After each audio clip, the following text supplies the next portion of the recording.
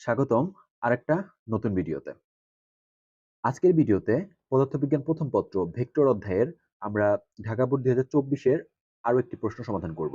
আমরা গত ভিডিওতে ভেক্টর প্রথম পত্র পদার্থবিজ্ঞান প্রথম পত্র ভেক্টর অধ্যায়ের ঢাকা বোর্ড ২০২৪ এরই একটা প্রশ্ন সমাধান করছিলাম। কারণ হচ্ছে ঢাকা বোর্ড ২০২৪ এ আমাদের ভেক্টর থেকে ২টা প্রশ্ন চলে আসছিল। তো আমরা গত ভিডিওতে একটা সমাধান করছি। আজকে হচ্ছে আমরা এই প্রশ্নটা সমাধান করব। তো যাই হোক, আমরা বেশি কথা বাড়াবো না। আমাদের মেইন প্রশ্ন সমাধান পর্বে চলে যাব। এই প্রশ্ন সমাধান পর্বে চলে যাওয়ার আগে একটা ছোট্ট বিষয়, যে দেখো যে আমাদের যে ফেসবুক পেজ এবং ফেসবুক গ্রুপ এবং ইউটিউব, সেটা কিন্তু সব একই নামে, h.s.c সায়েন্স কেয়ার, মানে এইচএসসি সায়েন্স কেয়ার। তোমরা যারা আমাদের ফেসবুক পেজে নেই তারা ফেসবুক পেজটা ফলো দিয়ে রেখো এবং গ্রুপটাতে অ্যাড হয়ে যেও। এবং যারা ইউটিউব চ্যানেলটা সাবস্ক্রাইব করো নাই, অবশ্যই ইউটিউব চ্যানেলটা সাবস্ক্রাইব করে রাখবে এবং বেল আইকনটি প্রেস করে রাখবে। তাহলে অবশ্যই আশা করি নতুন যে ভিডিওগুলো সেটা তোমার কাছে চলে আসবে সবার আগে এবং তুমি অবশ্যই অনেক বেশি উপকৃত হবা। তো যাই হোক, আমরা এই পর্যায়ে হচ্ছে আমাদের প্রশ্ন সমাধান পর্বে চলে যাব। তো দেখো, আমরা প্রশ্ন সমাধান করতে যাওয়ার আগে একটু ভালো করে প্রশ্নটা ভালো করে পড়ে নেই। দেখো, এখানে প্রশ্ন যেটা বলছে উদ্দীপকটা এখানে আমি প্রশ্নটা দিয়ে রাখছি এখানে। তো এখানে একটা নদী দেওয়া আছে, দেখো এখানে একটা নদী দেওয়া আছে। এই যে নদীটা, এই যে নদীটার এপারে একটা পি বিন্দু। আচ্ছা, যাই হোক, এখানে কি বলছে আমরা একটু পড়ে দেখি, তারপরে চিত্রটা বোঝার চেষ্টা করি। তো এখানে বলছে যে উপরের চিত্রে তমাল, তমাল নামে একটা ছেলে, তমাল নামে একজন ছেলে, উপরের চিত্রে তমাল পি বিন্দু থেকে, মানে এই যে এই বিন্দু থেকে, এই যে পি বিন্দু থেকে নৌকা চালিয়ে নদীর অপর পাড়ে যাচ্ছে। সে পিএস বরাবর, এই পিএস বরাবর নৌকাটা চালানো শুরু করছে আর কি। দেখো যে বলছে সে পিএস বরাবর 5 কিলোমিটার/আওয়ার বেগে, অর্থাৎ তার নৌকার যে বেগের মান ভি, সেটা দেওয়া আছে হচ্ছে 5 কিলোমিটার/আওয়ার বেগে নৌকা চালিয়ে নদীর অপর পারে এম বিন্দুতে পৌঁছায়।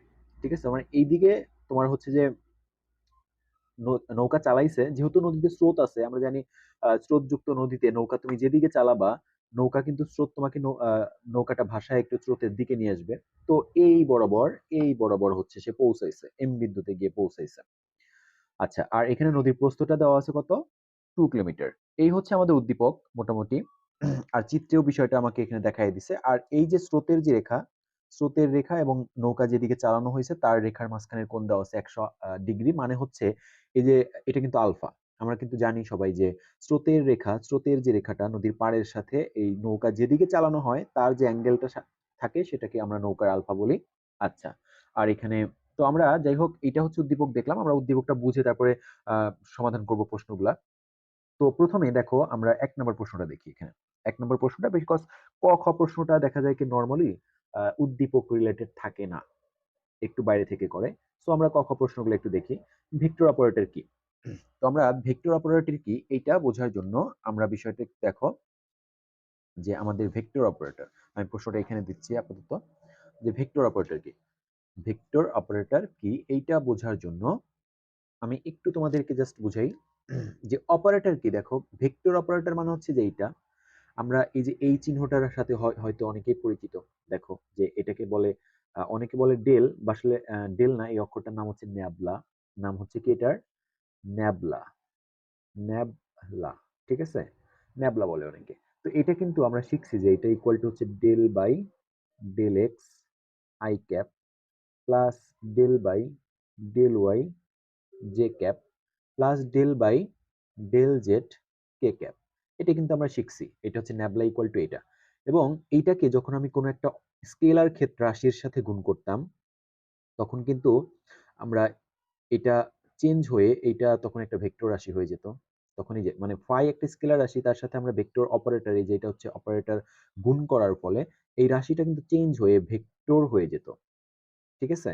আচ্ছা, আশা করি তোমরা এগুলো সবাই জানো। আবার ধরো একটা ভেক্টরের সাথে যদি আমি এই ন্যাবলাটাকে ডট গুণ করি, তখন কিন্তু এটা স্কেলার, এই ভেক্টরটা তখন কি হয়ে যেত? স্কেলার রাশি হয়ে যেত। ওকে। আবার যদি একটা ভেক্টরের সাথে এই ন্যাবলাটাকে ক্রস গুণ করা হয়, তাহলে কিন্তু সেটা ভেক্টরই থাকে। তো যাই হোক, এই যে ভেক্টর অপারেটর, দেখো ভেক্টর অপারেটরটা কখনো আমি কোনো রাশির সাথে গুণ করলে সেটা স্কেলারকে ভেক্টর করে ফেলতেছে, অথবা ভেক্টরের সাথে গুণ করলে সেটা ভেক্টরকে স্কেলার করে ফেলতেছে। তার মানে অপারেটর হচ্ছে কি? অপারেটর হচ্ছে কোনো একটা রাশির উপর অপারেট করে, ঠিক আছে, রাশির উপরে ক্রিয়া করে ওই রাশিটাকে পরিবর্তন করে ফেলে। কি পরিবর্তন করে? একটা ভেক্টর রাশিকে স্কেলার রাশিতে অথবা স্কেলার রাশিকে ভেক্টর রাশিতে পরিবর্তন করে ফেলে, সেটাই কি অ্যাকচুয়ালি, সেটাই হচ্ছে আমাদের ভেক্টর অপারেটর। তাহলে আমরা এখন দেখো সমাধানটা তুমি কিভাবে করবা, মানে প্রশ্নটার সংজ্ঞাটা যদি দেয়, এটা আমি জাস্ট বেসিকটা বুঝাই নিলাম, এটা তো প্রশ্নের উপর অংশ না, জাস্ট আমি তোমাকে বোঝানোর জন্য এটুকু বললাম। তুমি যখন অ্যান্সারটা করবে, যেহেতু ক নম্বরে জাস্ট ডেফিনেশনটা দিলেই হবে, তাহলে আমরা লিখবো যে গাণিতিক গাণি সরি এখানে গাণিতিক চিহ্নের চিহ্নের সাহায্যে একটি ভেক্টর রাশিকে একটি ভেক্টর রাশিকে স্কেলার এবং একটি স্কেলার রাশিকে স্কেলার রাশিকে ভেক্টর রাশিতে ভেক্টর রাশিতে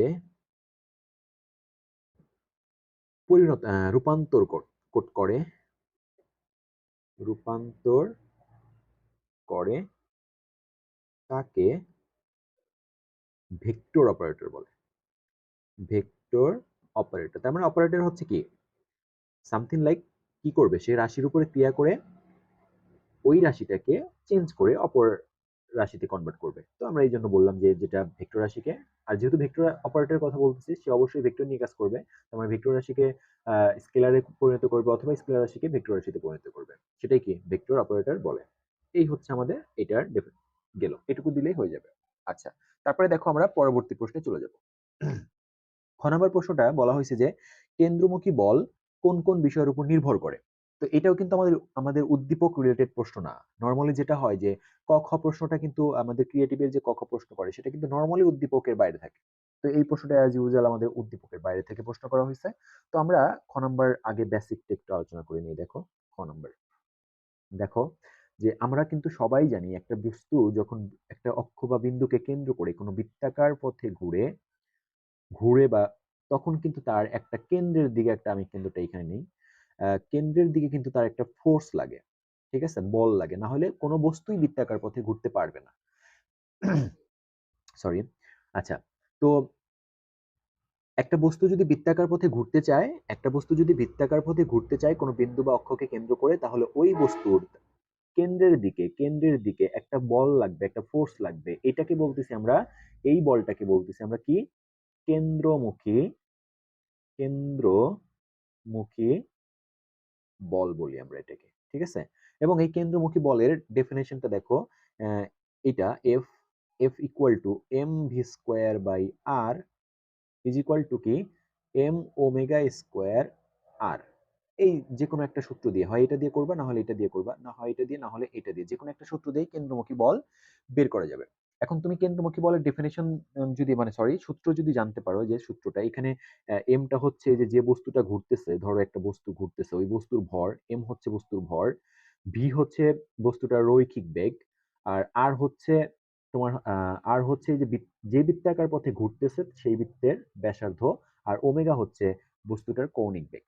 তার মানে আমরা বলতে পারি যে একটা, এই যে সূত্রের দিকে তাকাইলেই কিন্তু এর নির্ভরশীলতা বুঝতে পারি, যে এফটাই, যে কেন্দ্রমুখী বলটা ডিপেন্ড করতেছে এম এর উপরে, ঠিক আছে।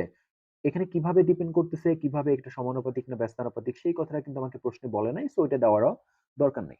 বাট আমাকে কার কার উপর ডিপেন্ড করতেছে এটা কিন্তু আমি সূত্র থেকে খুব সহজেই বুঝতে পারতেছি। একটা হচ্ছে ভরের উপর ডিপেন্ড করতেছে, একটা হচ্ছে ওই বস্তুটার রৈখিক বেগের উপর নির্ভর করতেছে, তারপরে হচ্ছে ওই বস্তুটার কৌণিক বেগের উপর নির্ভর করতেছে, এবং আর এর উপর, মানে বৃত্তের যে বৃত্তাকার পথে বস্তুটা ঘুরতেছে সেই বৃত্তাকার পথের ব্যাসার্ধের উপর নির্ভর করতেছে, তাই তো। তাহলে আমরা লিখতে পারি যে, দেখো এটা লিখতে পারি যে কেন্দ্রমুখী বল নিম্নোক্ত বিষয়গুলোর উপর নির্ভর করে। আচ্ছা, আরেক তুমি চাইলে এক্সট্রা যে ইনফরমেশন অ্যাড করে দিতে পারো ওখানে, যেহেতু খ নম্বরের প্রশ্ন, আহ, তো এখানে লিখে দিতে পারো ওইভাবে সুন্দর করে যে যখন কোনো যখন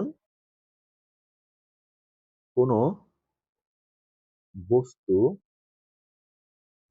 একটি বিন্দু বা অক্ষকে অক্ষকে কেন্দ্র করে বৃত্তাকার বৃত্তাকার পথে ঘুরে তখন কেন্দ্রের দিকে, ওই বৃত্তের কেন্দ্রের দিকে, ওই বৃত্তের কেন্দ্রের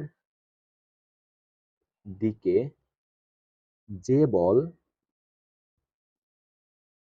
ক্রিয়া করে তাকে কেন্দ্রমুখী, আচ্ছা আমি এখানে একটা দাগ দিয়ে নিই, এটা হচ্ছে আমি জাস্ট বুঝাইছি আর কি। তো প্রশ্নটা হচ্ছে এটা, তাকে কেন্দ্রমুখী বল বলে। তো এটা কিন্তু আমি একটু ডেফিনেশনটা এক্সটেন্ড, যদিও এটা প্রশ্নের কোনো প্রশ্ন চাই নাই, বাট আমি একটু দিয়ে দিলে আমার জন্য বেটার, ভালো হবে আর কি, এটা দিয়ে দিলাম। এখন লিখে যে কেন্দ্রমুখী বল, কেন্দ্রমুখী এইভাবে লিখলে তোমরা ভালো মার্কস পাবো আর কি। কেন্দ্রমুখী বল নিম্নোক্ত বিষয়গুলোর বিষয়গুলোর উপর নির্ভর করে। তো যথা আমরা লিখলাম, যথা নাম্বার ওয়ান, এক নাম্বার কি বললাম, বস্তুর ভরের উপর, ভরের উপর কিভাবে নির্ভর করে সেটা বলে নাই, যদি বলতো কিভাবে নির্ভর করে তাহলে বস্তুর ভরের উপর সমানুপাতিক, ভরের সমানুপাতিক এটা বলতাম, তো এখানে সেটা বলে নাই। নাম্বার টু, এটা কিভাবে নির্ভর করে দেখো, আর কি বিষয়ের উপর ডিপেন্ড করে, বস্তুর রৈখিক বেগ, রৈখিক বেগের মানের উপর, মানের উপর বা রৈখিক বেগের উপর, ঠিক আছে। নাম্বার থ্রি, দেখো বস্তুর কৌণিক বেগের মানের মানের উপর। ওকে, তোমরা একটু লেখার সময় দেখো যে এটা যেন কাটাকাটি না হয়, লেখার জন্য সুন্দর হয়। আমি জাস্ট দ্রুত লিখতেছি এই জন্য হয়তো একটু কাটাকাটি হয়ে যাচ্ছে, তোমরা এটা অ্যাভয়েড করার চেষ্টা করবা, হ্যাঁ। আর আমার তোমাদের হাতের লেখা অবশ্যই আমার থেকে অনেক ভালো, আমার হাতের লেখাটা অত সুন্দর না, তোমরা সুন্দর করে লিখবা, আমি জাস্ট ডেমোটা দেখাচ্ছি যে তুমি কিভাবে অ্যান্সার গুলো করবা। আচ্ছা, দেন হচ্ছে ফোর, 4 নম্বর, এটা কিসের উপর ডিপেন্ড করে, বৃত্তাকার পথের, বৃত্তাকার পথের ব্যাসার্ধের উপর, ঠিক আছে, ব্যাসার্ধের উপর। এই তো, এই 4টা বিষয়ের উপর ডিপেন্ড করে। তো এটুকু দিলেই কিন্তু আমরা খ নম্বরে এটার আনসার হয়ে যাবে এবং আমরা মোটামুটি ভালো মার্কস ক্যারি করতে পারবো ইনশাআল্লাহ, ভালো 100% মার্কস ক্যারি করতে পারবো। ওকে, এরপরে আমরা যাব হচ্ছে ঘ নম্বর প্রশ্নে, আমাদের ঘ নম্বর প্রশ্ন, গ নম্বর প্রশ্নে চলে যাব আমরা। তো গ নম্বর প্রশ্নে বলছে দেখো, এই যে চিত্রে বলছে যে পিএস বরাবর রওনা দিছিল, সে পৌঁছাইছে কই, এই বরাবর পৌঁছাইছে, পিএম বরাবর এম বিন্দুতে পৌঁছাইছে, মানে কি পিএম বরাবর এই রেখা বরাবর পৌঁছাইছে।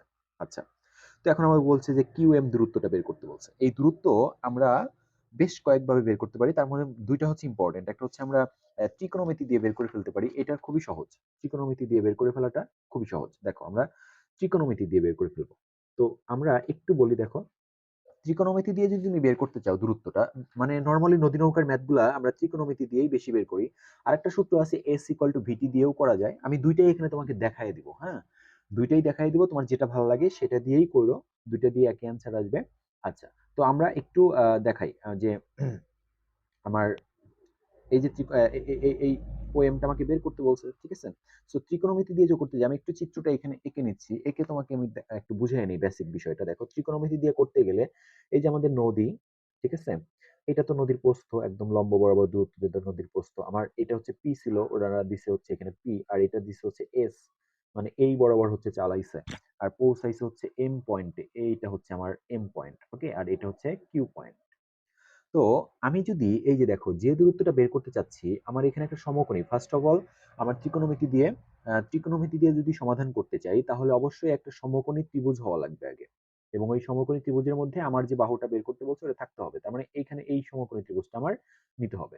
এখন এই সমকোণী ত্রিভুজ হইলেই হবে না, আরেকটা আমরা যেহেতু সাইন থিটা, একটা থিটা লাগবে, এই থিটাটা 90 ডিগ্রি কোণ বাদে বাকি যে কোনো একটা নিতে হবে, তার মানে এটাও নিতে পারি, এটাও নিতে পারি। তো আমি কিন্তু এই কোণটা জানি না, ঠিক আছে, এই কোণটা জানি না, কিন্তু আমি কিন্তু এটা শিওর যে এইদিকে যেহেতু নৌকা চালাইছে আর এখানে পৌঁছাইছে, তার মানে এই রেখাটা আসলে পৌঁছানোর রেখা, আর পৌঁছানোর রেখাটাকে আমরা বলি লব্ধির বেগ।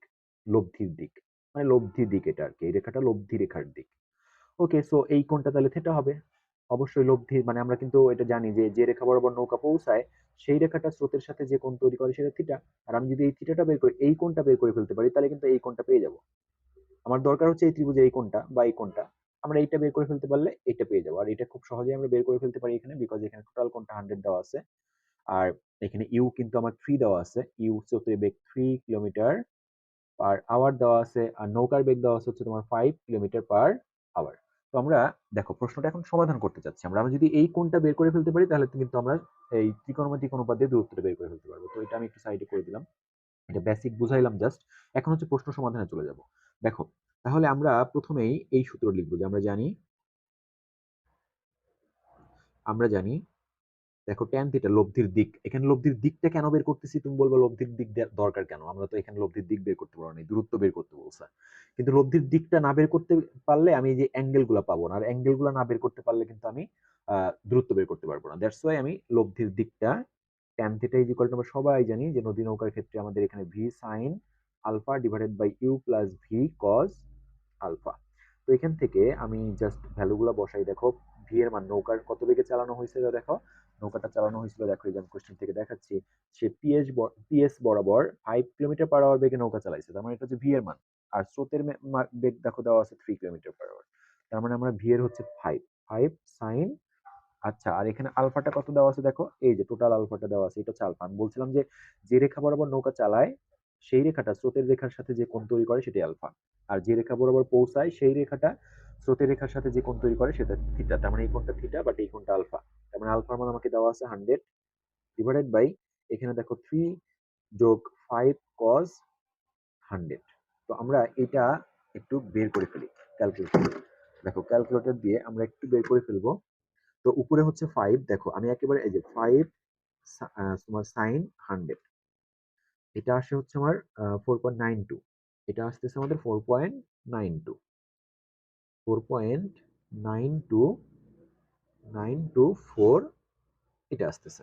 আচ্ছা আমি আর নিলাম না, আচ্ছা 92404 এইটুকু নিলাম। ওকে, দেন হচ্ছে আমার নিচে দেখো কত আছে, নিচে হচ্ছে আমার হচ্ছে 3 3 যোগ হচ্ছে তোমার হলো 5 5 cos 100 এটা আছে। তো আমার একেবারে 2 পয়েন্ট কত আসে, 13 চলে আসে। তো আমি যদি এটা ভাগ যদি করি ওইটাকে 4.924 তো এটাকে আমি একেবারে ভাগ করলাম হচ্ছে তোমার হলো 2.13 দিয়ে, তাহলে আমাদের 2.3 আসতেছে হচ্ছে 2.31 এটা আসতেছে। তো এটা কিন্তু আমি ট্যান থিটার ভ্যালু পাইলাম, এখান থেকে আমি থিটা বের করব। থিটা বের করার জন্য আমি কি করব, ট্যান ইনভার্স করে দিব। ইনভার্স করলে কত হবে বলো, এই যে 2.31 এটাকে ইনভার্স করে দেই। তো আমরা এটাকে আমি সি চাপ দিলাম, এই যে শিফট চেপে ট্যান চাপলাম, ইনভার্স চলে আসলো, তারপরে অ্যান্সার আমি চাপ দিলাম, অ্যান্সারটা তো ছিলই। তো এখানে কিন্তু আমার দেখা যাচ্ছে অ্যান্সারটা কত আসতেছে, 66 দশমিক তোমার হলো কত 6 66.6 এত ডিগ্রি আমার থিটা চলে আসলো। এখন এই থিটা এটা পাইছি মানে কি, আমি এই অ্যাঙ্গেলটা পাইছি, দেখো এই অ্যাঙ্গেলটা। আর এই অ্যাঙ্গেলটা মানেই কিন্তু এই ত্রিভুজের এই অ্যাঙ্গেলটা। আমরা কিন্তু এই অ্যাঙ্গেলটা এই জন্যই বের করছি, বিকজ আমাদের এই অ্যাঙ্গেলটা লাগবে ত্রিভুজের।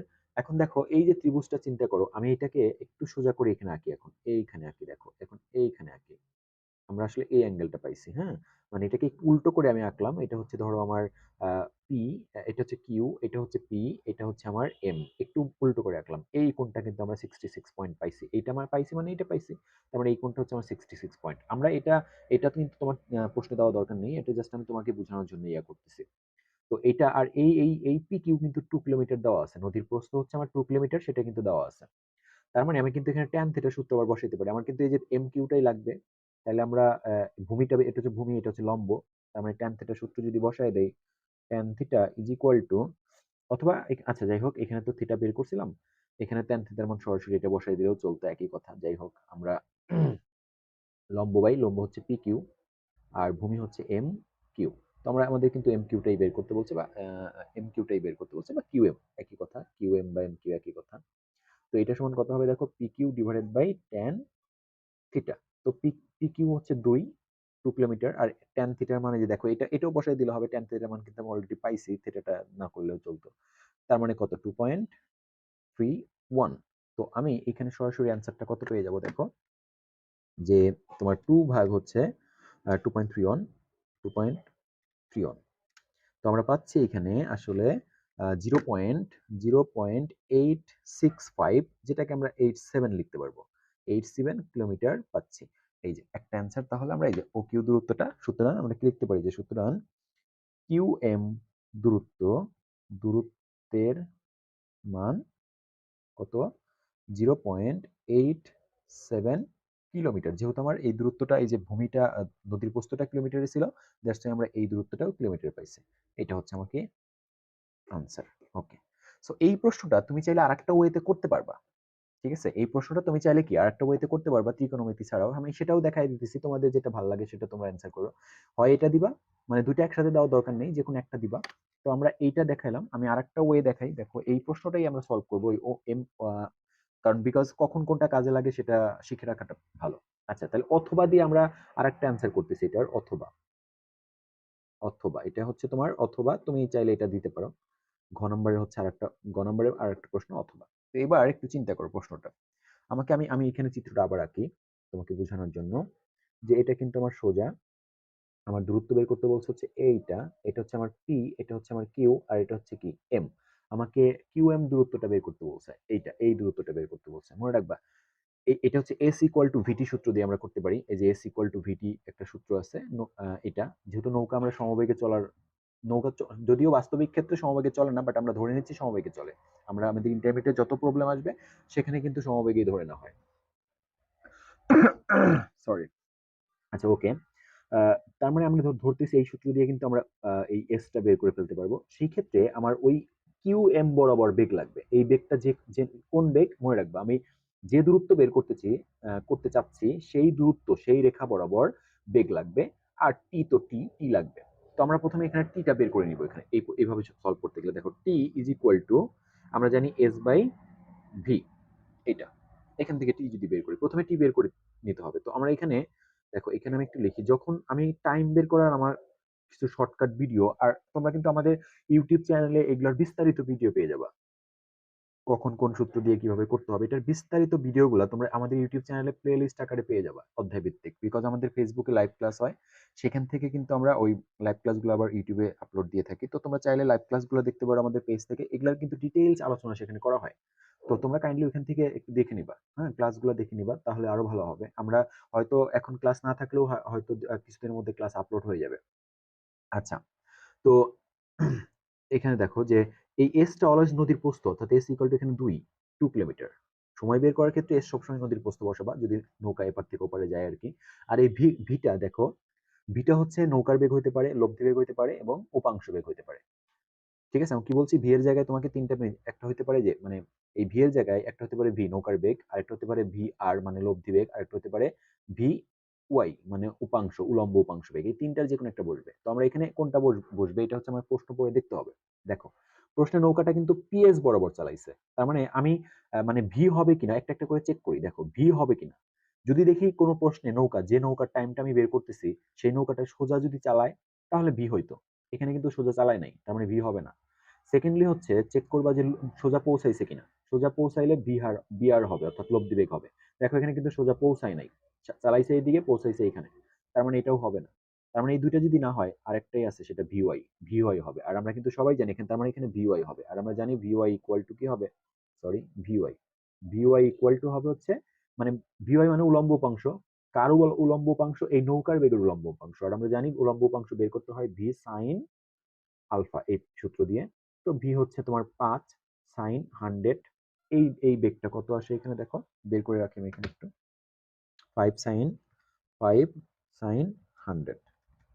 এটা কিন্তু আসে আমার 4.9294 এটা আসে। আচ্ছা, এত মিটার পার সেকেন্ড আসে আমার উলম্ব, এটা বসাই দেবো। তাহলে এস এর জায়গায় 2, আর এখানে হচ্ছে এত কিলোমিটার, কিলোমিটার পার আওয়ার হবে, সরি, কিলোমিটার পার আওয়ার হবে। আচ্ছা, তাহলে এখানে হচ্ছে 4.92, তোমার হচ্ছে 404। তো আমরা এটা একটু বের করে ফেলি, কত আসে দেখো। তাহলে 2 ভাগ আনসার 0.4, এটা আসতেছে 0.406, তো আমি 41 লিখলাম। এত আওয়ার, যেহেতু আমার কিলোমিটারে ছিল টাইমটা আওয়ারে পাইলাম। দেখো এখনো কিন্তু আমার দূরত্ব বের করতে হবে, আমি মাত্র টিটা বের করলাম, এখানে টি দরকার, টি বের করলাম। এখন হচ্ছে আমার বি লাগবে। দেখো বি, এই ভিটা হচ্ছে আমার ওই যে রেখা, যে দূরত্বটা বের করতেছি ওই রেখা বরাবর টোটাল বেগ। একটু চিন্তা করো, এই রেখা বরাবর বেগ আছে হচ্ছে দুইটা, একটা হচ্ছে স্রোতের বেগ, স্রোতের বেগ আমরা যদিও এখানে ধরছি, এখানে ধরা যে কথা এই পাশে ধরা একই কথা। তো এইদিকে আছে স্রোতের বেগ, আর এই যে নৌকার বেগ এর একটা উপাংশ আছে এইদিকে, মানে এর যে ভিওয়াইটা, ভিওয়াই ছিল হচ্ছে এইদিকে, কিন্তু এর যে ভিএক্স মানে আণবিক উপাংশ কিন্তু এইদিকে আছে। তো আলটিমেটলি আমার কিউ এম বরাবর, আমরা এইভাবে লিখি যে কিউ এম বরাবর, বরাবর মোট বেগ, মোট বেগ, দেখো মোট বেগ কি হবে, দেখো যে মোট বেগ V Q M, V Q M, মানে এই বেগটার নাম দিলাম হচ্ছে ভি কিউ এম। ওকে, তো V Q M equal to আমি কি লিখতে পারবো, দেখো একটা আছে তোমার এদিকে আছে স্রোতের বেগ 3, আর একটা আছে এটার উপাংশ এইদিকে, তো ওই স্রোতের বেগটা অবশ্যই, তাহলে স্রোতের বেগ প্লাস হচ্ছে আর একটা আছে এটার উপাংশ, এখানে তো ইউজ করছি আমরা ভি ওয়াই মানে উলম্ব উপাংশ, বাট আর একটা এখানে এইদিকে হবে হচ্ছে আনুভূমিক উপাংশটা, তার মানে ভি এক্স। আর ভি এক্স ইকুয়াল টু আমরা জানি হচ্ছে মানে ভি এক্স। পরবর্তীতে দেখো আমি এখানে লিখতে পারবো 3 যোগ ভি এক্স ইকুয়াল টু আমরা সবাই জানি ভি কজ আলফা, মানে হচ্ছে কি কজ আলফা, তো এখানে হচ্ছে 3 আর ভি এর মান হচ্ছে কি 5 কজ 100।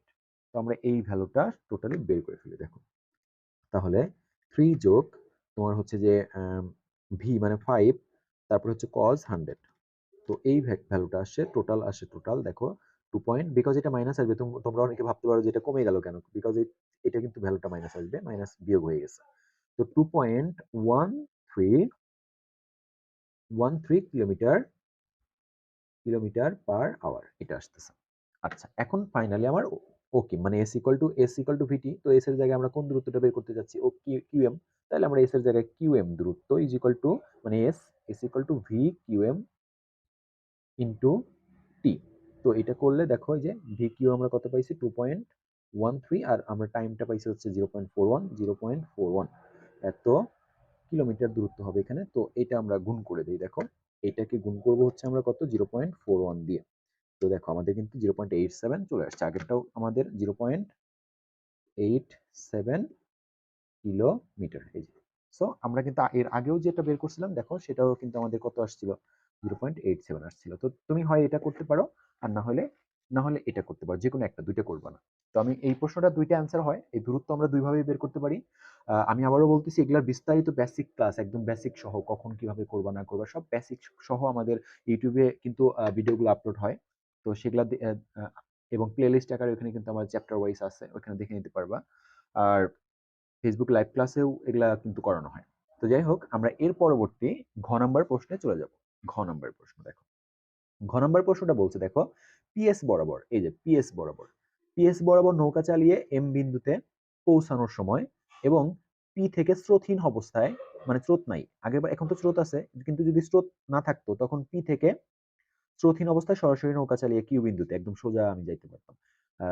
সেই ক্ষেত্রে সময়ের পার্থক্য গাণিতিক বিশ্লেষণ পূর্বক মতামত দাও, মানে বিশ্লেষণ করো আর কি, নির্ণয় করতে বলছে। সো আমরা এটা একটু ব্যাখ্যাটা মানে এর ভিতরের বিষয়টা আমরা একটু বুঝে নিই। দেখো এক নম্বর হচ্ছে এখানে দুইটা কেজের কথা বলছে, একটা স্রোত নাই আর একটা স্রোত সহ।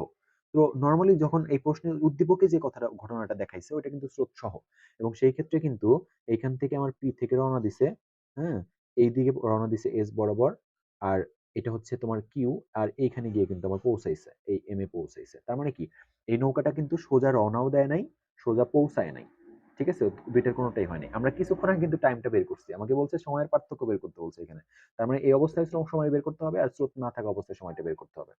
তো কিছুক্ষণ আগে এটা কিন্তু আমি গ নাম্বারে কিন্তু যে বিকল্পটা করলাম, টি বের করলাম না প্রথমে, ওইটাই এখানে কিন্তু ওই টিটাই বের করব, যে এটা ঘ নাম্বার দেখো টি ইজ ইকুয়াল টু আমরা জানি এস বাই ভি।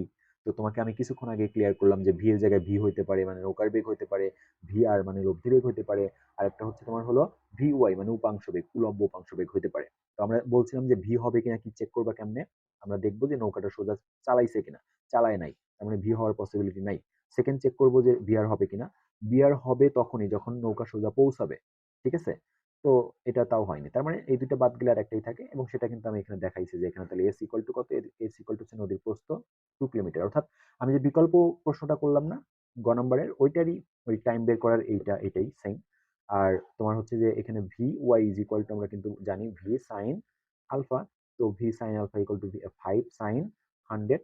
তো এটার ভ্যালু কিন্তু আমাদের কত ছিল এখানে দেখো, এটার ভ্যালু আমাদের ছিল হচ্ছে, এটার ভ্যালু ছিল, আমি এই পাশে এটা করে রাখছিলাম, দেখো এই যে এটা কিন্তু করে রাখছিলাম এখানে, টি ইকুয়াল টু আমাদের এখানে এই যে 4.92404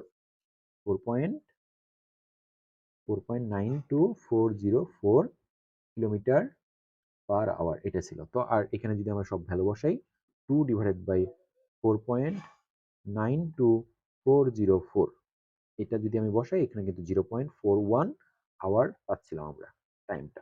ওকে, এটা কিন্তু আমরা টাইম পাচ্ছিলাম। ঠিক আছে, ওকে ঠিক আছে। দেখো ঠিক আছে কিনা আমি একটু একটু চেক করে নিই। হ্যাঁ, এই যে 41 পাচ্ছিলাম। তার মানে এটা কিন্তু স্রোত থাকা অবস্থায় এই ঘটনা। আমাকে কিন্তু প্রশ্নটা দেখো, প্রশ্নটাতে কি বলছিল যে পিএস বরাবর নৌকা চালিয়ে এম বিন্দুতে পৌঁছানোর সময়, তার মানে এই যে অবস্থায় যেটা দেওয়া আছে প্রশ্নে সেই অবস্থার টাইমটা আমি বের করছি। এখন তারপরে কি বলছে, এবং পি বিন্দু থেকে পি থেকে স্রোতহীন অবস্থায়, দেখো স্রোত যদি না থাকে, স্রোতহীন অবস্থায় কিউ নৌকা চালিয়ে কিউতে পৌঁছানোর সময়ের পার্থক্য, দুইটা সময় বের করা লাগবে। একটা হচ্ছে এই অবস্থার, আরেকটা হচ্ছে আমি যদি স্রোত না দেই, এখানে স্রোত না দিলে তখন তো দেখো স্রোত না থাকলে কিন্তু আমি যেদিকে যাইতে চাবো, নৌকা যদি আমি এখানেই চালাই, পি থেকে সোজা চালাই, তাহলে কিন্তু সোজাই পৌঁছাবো। কারণ স্রোত নাই, স্রোত আমাকে ভাষা অন্যদিকে নিয়ে যাবে না। তার মানে সেখানে কোনো কাহিনী নাই, সেখানে কিন্তু একদম সহজ টাইম বের করাটা। মনে রাখবা যখন স্রোত থাকবে না তখন টাইম বের করার সূত্র এটাই, এস আর ভি। কিন্তু এবার আর কন্ট্রোভার্সি নেই, যে আমি আগের বার বললাম না যে স্রোত থাকলে ভি এর জায়গায় কোনটা হইতে পারে, ভি হইতে পারে, ভি আর হইতে পারে, ভি ওয়াই হইতে পারে। বাট যখন স্রোত থাকবে না তখন কিন্তু এস এর জায়গায় নদীর প্রস্থ, ভি এর জায়গায় নৌকার বেগ সবসময়। Just simple. তাহলে এটা হচ্ছে স্রোত থাকা অবস্থায়। ঠিক আছে, স্রোত থাকা অবস্থায়, অবস্থায়। আর এখন হচ্ছে স্রোত, স্রোত না থাকা অবস্থায়, না থাকা অবস্থায়, অবস্থায়। দেখো স্রোত না থাকা অবস্থায় এটাকে আমি টি অন ধরতে পারি, এটাকে টি টু ধরতে পারি। টি টু ইকুয়াল টু কি হবে, এস বাই, এখানে কিন্তু বিওই হচ্ছিল, আর এবার হচ্ছে ভি নৌকার বেগ হবে। কারণ আমি তো বললাম এই স্রোত না থাকলে always T, T equal to S by V, আর এই ভিটা অলওয়েজ নৌকার বেগ। এখানে ওই ভি হবে নাকি ভিআর হবে নাকি বিওই হবে এরকম কোনো কন্ট্রোভার্সি এখানে নাই। তাহলে এখানে এস কি, এস হচ্ছে 2 কিলোমিটার, আর ভি হচ্ছে নৌকার বেগ 5 কিলোমিটার পার আওয়ার। তো আমরা এখানে, আর এখানে হচ্ছে T one is equal to what দিয়ে দিই এখানে, আর এখানে হচ্ছে T two equal to what. তো আমরা এখানে যদি বসাই 2/5, দেখো কত আসে। এখানে কিন্তু আমার 2/5, 2/5, তো আসতেছে 0.4, 0.4 এটা আসতেছে। তো আমাদের কিন্তু এটা কি আসলো, 0.4 আসলো। ওকে, সো আমাদের হচ্ছে তোমার হলো এটাকে আমরা এখন ধরো যদি বিয়োগ করে দিই, আচ্ছা তুমি চাইলে এটা আওয়ার থেকে মিনিট করে নিতে পারো, আমরা একটা তাহলে ভালো আসবেন, মানে দরকার নেই এটা কম্পালসারি না, কিন্তু তুমি যদি মিনিট করে নাও তাহলে বিষয়টা দেখতে সুন্দর লাগবে আর কি। তো এটা আওয়ার আসছে 0.41 আওয়ার, এটাকে মিনিট করলে আমি 60 দিয়ে গুণ দিয়ে দিই, 0.41 গুণন হচ্ছে 60। তো আমাদের এখানে হচ্ছে 24.6 মিনিট আসতেছিল, 24.6 মিনিট।